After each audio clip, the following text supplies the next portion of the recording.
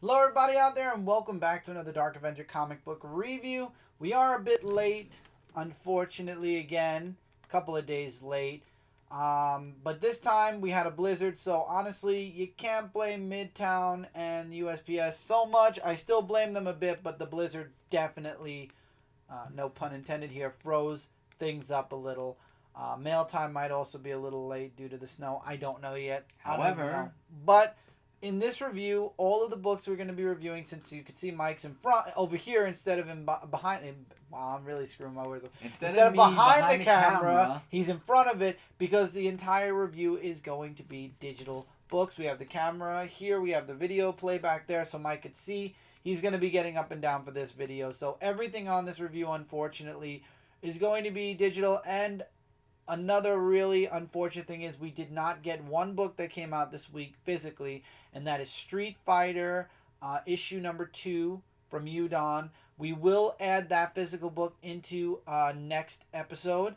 I did not also read Mirror's Edge from last episode yet, so we will be adding Mirror's Edge to next week's episode as well. So many books. There were too many. So I apologize, guys. I mean, this is kind of out of our hands. There's no way for us to get to a comic shop, and this is our means of getting comic books. But we don't want to hold the review off all the way till Friday again. Exactly. So here we go with the books that were released on January 20th, 2016. And we're going to start this off with your book, Chris, which is Buffy the Vampire Slayer, Season 10, issue number 23. I really like this book. You can see there's definitely tension between Willow and Buffy because Buffy still does not like working for the government.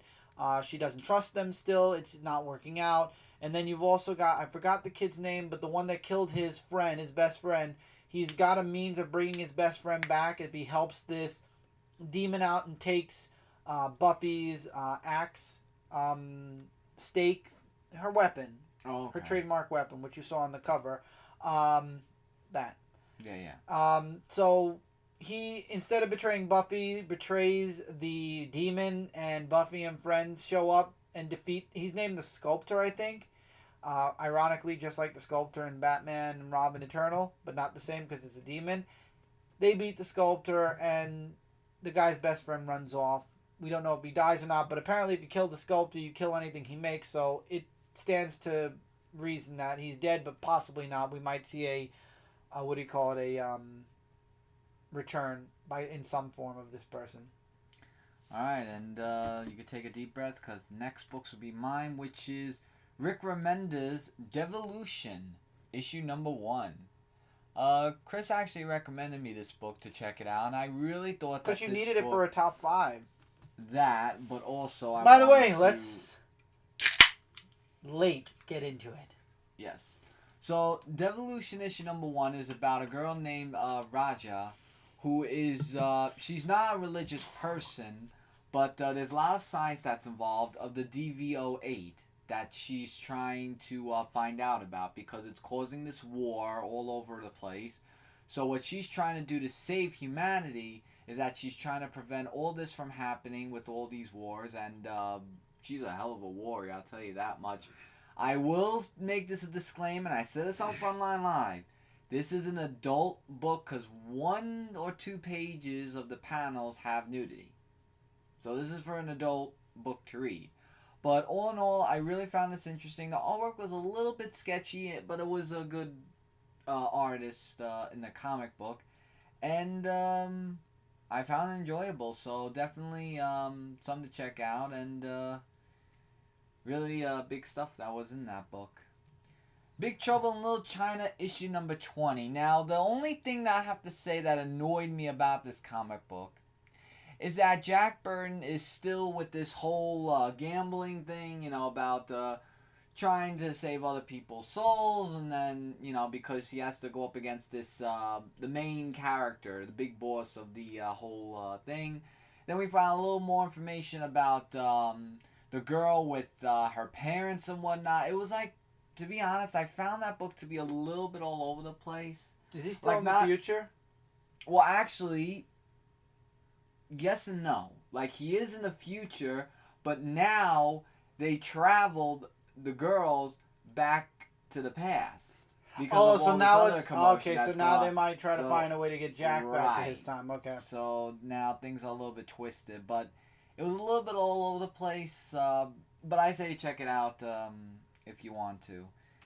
I don't remember reading this as issue number 1, but I read Lucifer issue number 2. You can go a little closer, dude. Oh.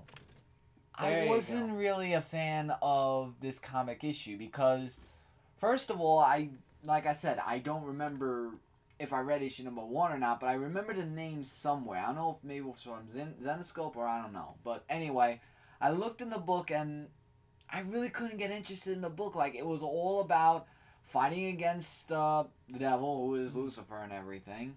And that's That really just all was I it. can say. I really can't say much about the book to say that I liked it. Alright, so then- in my opinion, Okay. I So just move didn't on then. like it. Yeah.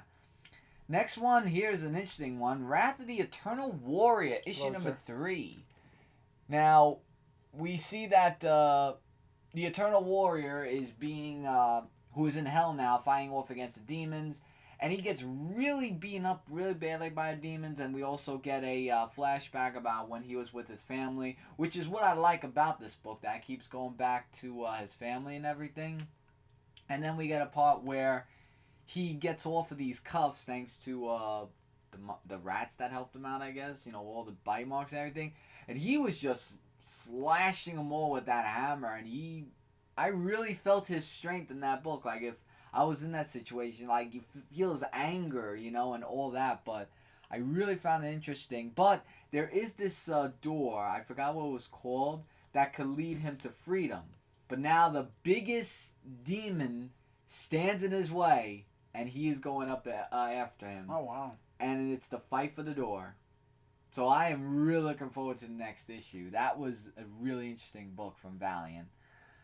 The next thing from Valiant, the Defying Dr. Mirage, Second Lives, issue number 2. I think that's the cover, because that's what I found on, whatchamacallit? Internet. In the internet, yeah.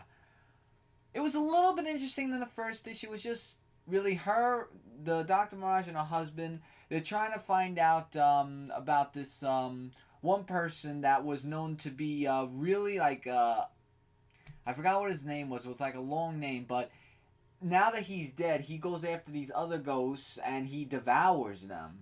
Oh, wow. Because he was like this snobby person in real life, and since he got killed, he's like saying, oh, well, since I got killed, I might as well show my other pain to the other people. So they go to, I think Owen his name was. I remember who Owen was from that basement with all those creepy people and everything. So she goes to him for information with her husband that's by her side, which I find to be a really great sidekick. And they find some more information about this character, and basically they messed with some of the stuff. And we find out one thing about that character too, which I don't want to spoil. You gotta read the book. Alright, this is The Spirit, issue number 7. I just wanted to see if I got the issue right. In The Spirit, he wants to find out more about Malchus Vado. Oh, so now he's I back think it in the was. spotlight? He's back in the spotlight because now Lamar wanted to expose, to find this person dead, not alive, because he scratched off alive and just put dead. So he asks him about who this Malkoff person is. Oh, thank you. I was going to do that. And we don't know who it is. Like, you know, like he's like one of these people who the Spirit is looking for because there was like this whole big story of background thing between him. It's in the book. You could definitely read that. And the 2 detectives are there to help him out. But instead of, you know, getting the information, they actually had to go to this place where they stole the information, but they said borrowed, unless it goes back there. And the Spirit's going to have a long thing on his hands because we find out a character at the end of the book, and she means business saying that he won't get away the second time. That is what interests me to find out. Oh, and he went on a date with that woman that who still has feelings for him, and I thought that was a great romantic scene between them. Okay, now the big 2. Starting with Batman and Robin Eternal, issue number 16. The artwork in this book I felt was okay. There were certain parts where, like, Robin, it felt like he had a big head. I really enjoyed the Tim reaching out for Jason. Jason was kind of stuck in his mind. Jason has always gone around saying he has no fear after what he's gone through, and he finally had to give in to the fear. And in his dreams, he was beating up on the Joker instead of what really happened, which was where the Joker beat up on him. So Tim actually has to go into him, and it was Tim fighting I forgot the person who is the Lord of Azrael, and he turns down being Azrael, and he saves Azrael, he saves himself, and then he saves Jason. He tells Jason, you gotta let, what happened happen. You have to have a bit of fear, and he gets that, and I think this is really good development for Jason. We do get a flashback with Batman, and we find out a little bit more about Batman willing to get the perfect Robin. He has to make a sacrifice, and I don't know, it definitely is a dark part of Batman's history, that's for sure. I'm really enjoying Batman and Robin Eternal. Hopefully next issue we get back to Dick and what he's doing in this series. Batman Arkham Knight's Genesis, issue number 6. This was an excellent last issue. We get to see Jason Todd confronted by the Joker. I believe this is taking place during Arkham 2. Because it was Arkham Asylum, it was Arkham Asylum, there was Arkham City, was it? I think it was, the next one was City. After the Asylum. Either way, and that was a really good moment, and you basically get to see the final moments of Jason Todd preparing for Bruce. He goes to the Batcave, he's setting up his main thing, and obviously this book ends where Batman Arkham Knight begins. And it's really good. This was a really great series. If you didn't check this out in whole, definitely check it out in trade paperback. Poison Ivy, Cycle of Life, number 1. And Death. Great artwork. The story was really good. I really enjoyed the Harley and Poison Ivy moments in here. There's a doctor that she's trying to protect, and she can't protect her. It's really good. It's not Poison Ivy, as a villain. It's more Poison Ivy as a scientist, I believe. It was really, really good. I wasn't expecting to like it so much. I'll see if I'll be back for issue 2. This was definitely a pleasant surprise. Robin, Son of Batman, issue number 8. I'll stick with this a little bit longer to see where it goes. I want to wait till Bruce comes back, but obviously this is going to be ending by the summer when Rebirth happens with DC. But Damian is getting his first haircut from Alfred in the Batcave.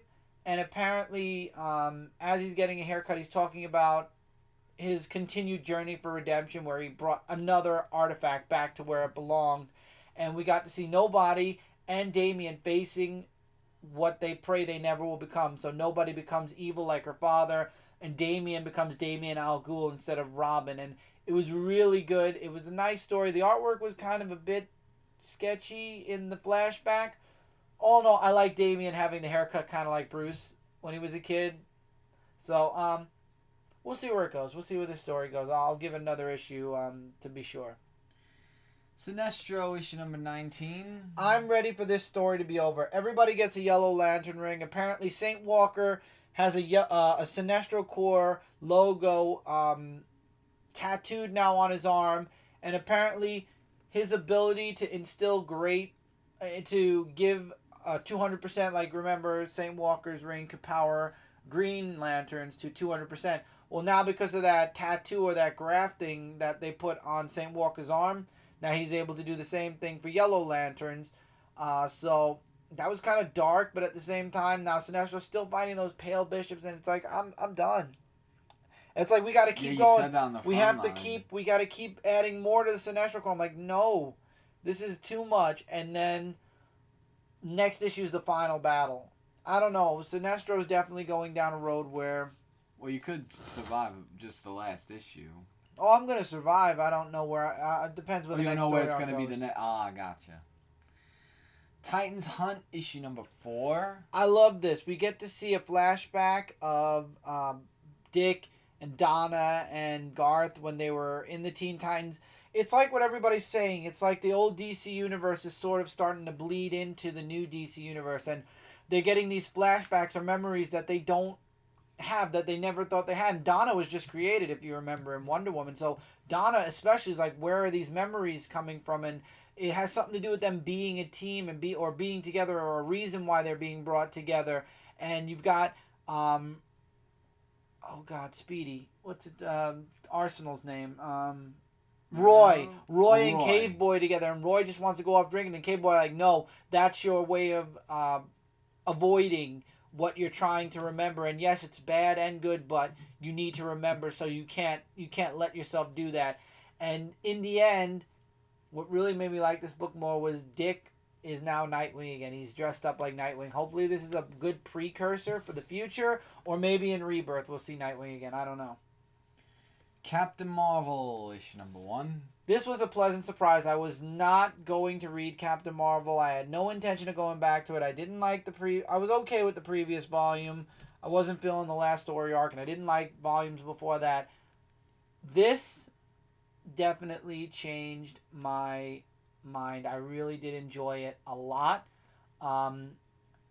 She goes off for 2 years to the space station, and there was a great transition while she's in the space station, and she leaves Rhodey again, which I kind of find funny, because in the previous volume of Captain Marvel, she says goodbye to him to go fly off into space. Now she says goodbye to him to go live on a satellite for 2 years. And Alpha Flight's there, which is a bonus, because I love Alpha Flight, except for, I think, North Star isn't part of the group, and another one. Which other one? I'm not sure, but you get to see Sasquatch, Puck. It was really great, and there's definitely great character moments between Puck and Carol, which she has a new hairstyle again for the umpteenth time.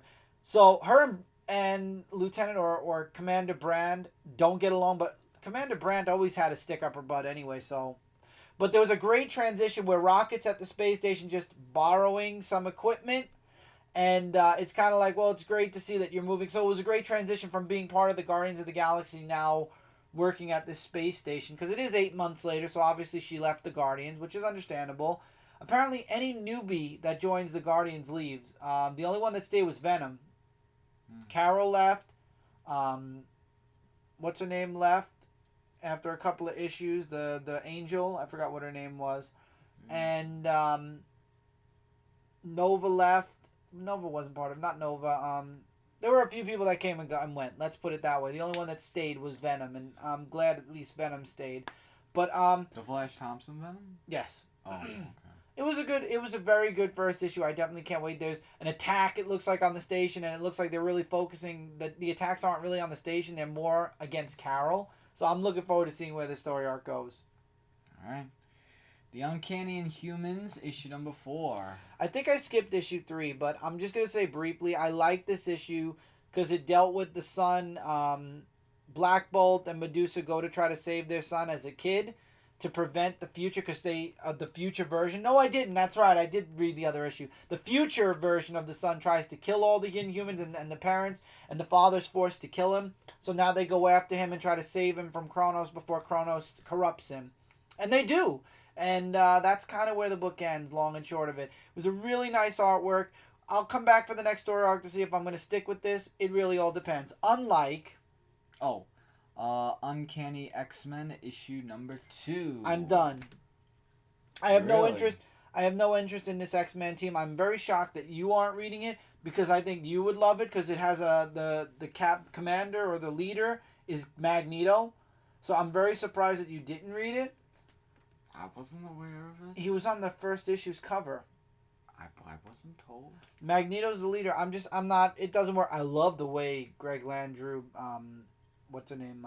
Mystique. Mystique, but Yeah. I'm sorry. Good, beautiful artwork does not harken a good book. So I'm done. If you want to take it over, because now you know it's Magneto, you can go into the folder and read both issues. You're more than welcome to. Personally, I'm done. Well, the way you're saying that's not good. I'm probably... For me, you might like it. I don't know. Maybe I'll take a look at it. All right. Star Wars issue number 15.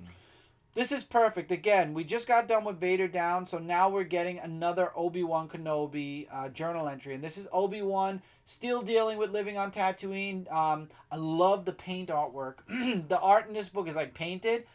I love the artwork a lot. And Luke's a kid now. He wants to race, kind of like the father. A lot of things are reminding Uncle Owen and even Obi-Wan about Anakin.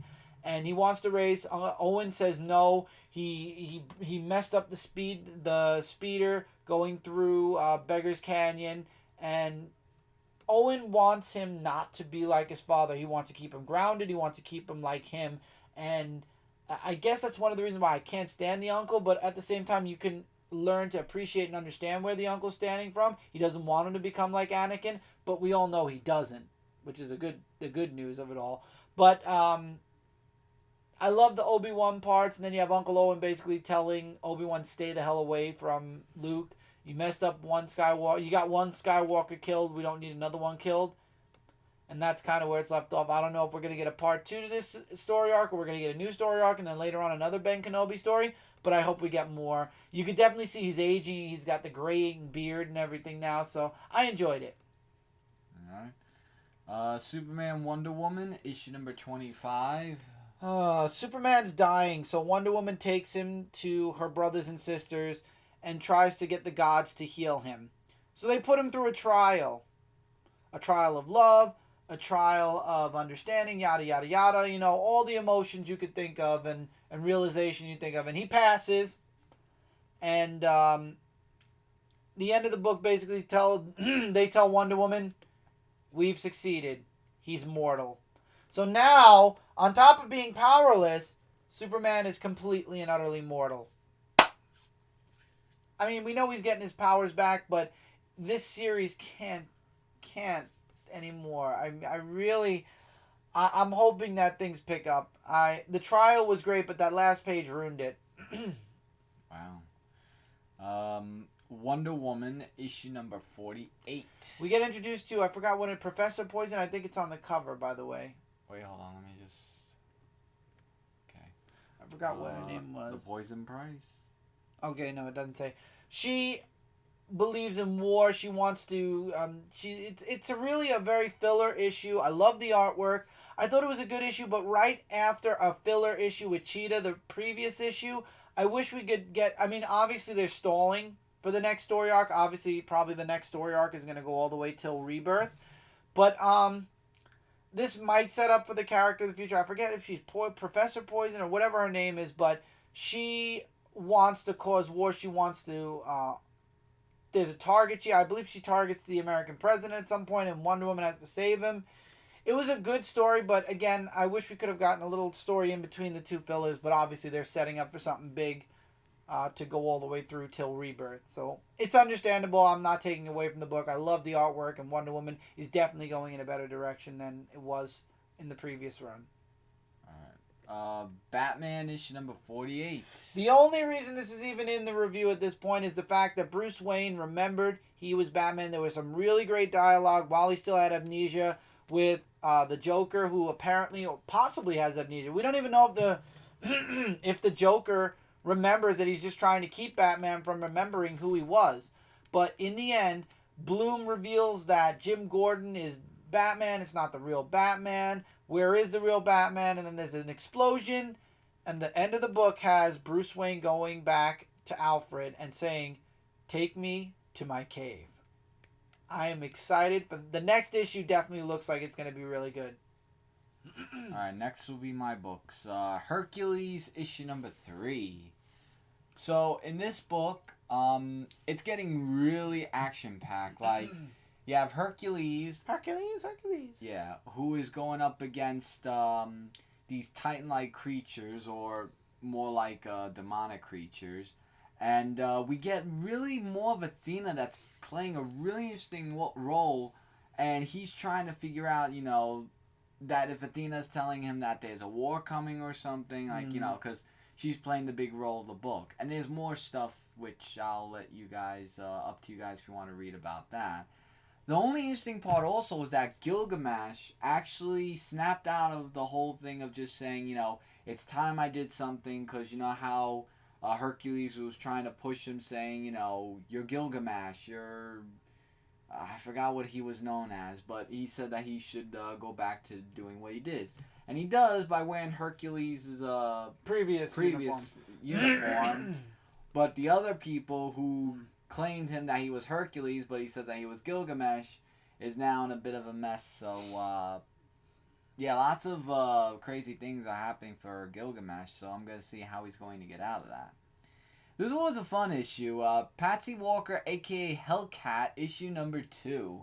Closer. I really found this an enjoyable read. Like, she's trying to look for another job, and she does at a clothing store where she has a boyfriend, and then these girls are like saying like, "Oh, we know you from somewhere. You're that Patsy Walker, you know, with that comic book." Because Patsy Hellcat was a comic book. It was, yeah. And she was trying to get in touch with that person who actually published the books. And, you know, like, she was saying, you know, your mother wanted me to continue it, and she said not to talk about her mother because the person who's doing it is trying to live on her tradition of bringing it out, because that's what she did before she died. And, so yeah, she gets fired because she was being distracted by people, and there was one part where there's this magician-like woman that comes in the mall, and when she goes after him and everything, like, it was just a whole hocus-pocus thing. And we don't know who she is. She never said who she was. But something tells me that she's going to play the foreshadowing role for the future issues to come. Martian Manhunter issue number 8. I felt a little iffy with this issue. Like, Mr. Biscuit. Oh, yeah, with the Frontline. Like, we see Martian Manhunter like you see on the cover, and he encounters with Mr. Biscuits. Be quiet. And remember that little girl who we saw from last issue where she was abducted by the aliens and everything? Is her name Cookie? No. Well, the thing is now she's grown up, and we find out, you know, how she grew up so fast, you know, when the aliens took her away. She ate her cookies. I just don't even know why I try with you. And, so as the issue continues, we get the agent who is, you know, Martian Manhunter saying, like, you are Martian Manhunter, and he's in disbelief still saying that he's not. And it's just a whole big thing of just Martian Manhunter just living on the real one, like you see on the cover, who's just going around and still just doing Martian Manhunter stuff. It was an okay book. Deadpool issue number 6. Now, the Deadpool 2099, as you see what the cover says. It was confirmed, by the way. Deadpool 2099 will be in between story arcs. So the next issue will be a story arc, and then they'll do another issue of 2099. All right. Well, I found this issue to be quite interesting, actually. It's about Deadpool's daughter. I think her name is Ellie, I think. His daughter. What? Ellie. Well, that's her name. Okay. I think that's her name. I don't know. I remember or something like that. You're just putting your girlfriend's name in front of it. Ah, you're funny. But, so she's just trying to fight crime the way her father did, and we actually see Wade Wilson appear in this issue, and, well, let's just say he doesn't look in the best of shape. Like before. Like, he's all, like, wrinkled up and burn marks everywhere. It was really something. But she was actually an interesting character in this issue. I really liked the purpose that they were going with this book. And if, as you said, if they're going to continue 29.9, I would like to get a little bit more, into detail about her character. Like, it does show in this book, but more along the lines of expanding it even more just to see how the story unfolds. But I'm telling you this, if the next story doesn't hold me, I am probably going to drop it because I hear now Deadpool and the Mercs are coming out, and I have it's coming out in 2 weeks. I have a funny feeling I am not going to like it. I don't know why. I have a feeling. But I'm going to check it out anyway. So, up to you guys. You want to pick up this Deadpool issue of number 6 and see for yourselves what you think of the 29.9 world. Alright, that's it for this episode, guys. Unfortunately, we did not have Street Fighter issue 2. We wish we did. And we also didn't have Spider-Man and Silk issue number 1. Also. Oh, you want to talk about the Infinite book? Sure, if you want. Well, yeah. Well, I don't have the. Go ahead. This is an Infinite book. This is a digital. It's an Infinite book. It's a digital book. But I think it kind of leaves off Silk after the middle part of the issue of the last issue. I can't remember what issue number it was. Okay. It's just really just Peter Parker or Spider-Man trying to tell Silk that, you know, she doesn't belong with Black Cat and everything, and trying to convince her who Black Cat is. Then they meet up with this big robotic man, Tyrannus Rex, I think it was. Terminus Rex. Yeah, and I should thank Jay because he pointed that out for me on Frontline Live. And there was just a whole big thing about that. I thought it was kind of a little strange at that part, but it was really just Spider-Man trying to help Silk to not make the mistake that Spider-Man did, because at one time he worked with Black Cat, but now that she's trying to steal some tech stuff, it's different. It's very different. So, I mean, it's up to you guys. I mean, I like the team up that Spider-Man and Silk have, like that chemistry with each other. That's something you'd have to get digitally, though.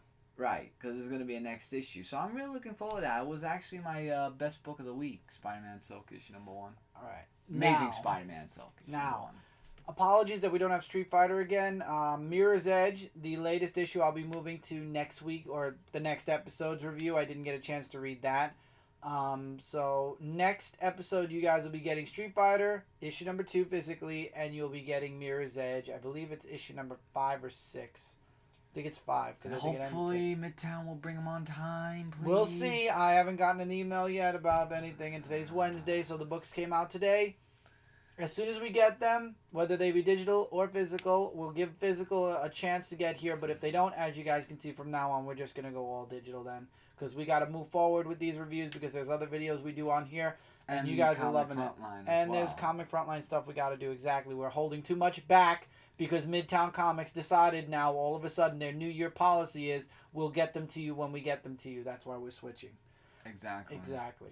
All right, guys. So that was it for this episode. Links in the description below. Check all of those awesome links out in your free time. Stuff connected here. Stuff connected to Frontline Gaming Zone, Zone 4 Podcast, Last Ember Press, and as always, there'll be new stuff on this channel each and every day. Hopefully, you guys enjoy it.